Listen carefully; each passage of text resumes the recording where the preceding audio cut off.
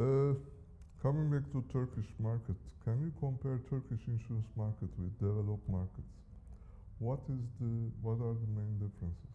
Well, I wouldn't pretend to be a great expert on the Turkish market, and you are probably best placed to answer your own question because you are a bit of an expert on international markets as well as your own market. I would say that the Turkish market has more in common with the global markets than perhaps people who have not been in touch with it would imagine. It's very sophisticated.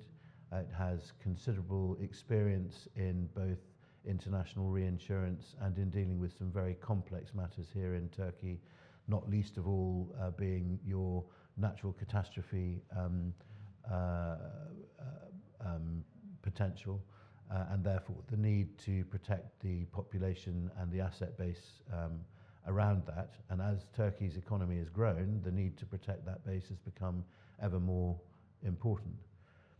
I think it's also a very financially driven society. You have some tremendously modern and digitized insurance products out there through banks and through insurance companies themselves.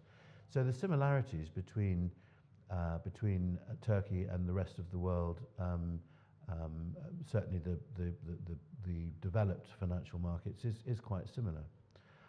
I suspect that it doesn't have quite the strength and depth that perhaps a London market or a New York market or perhaps even a Tokyo or Hong Kong market has, but that's partly due to size as opposed to anything else, and partly due to the internationalization of those markets, which is perhaps slightly further ahead than Turkey's. But there's no question in my mind that Turkey is moving in that direction and is already more alongside them than it is behind them, in my view.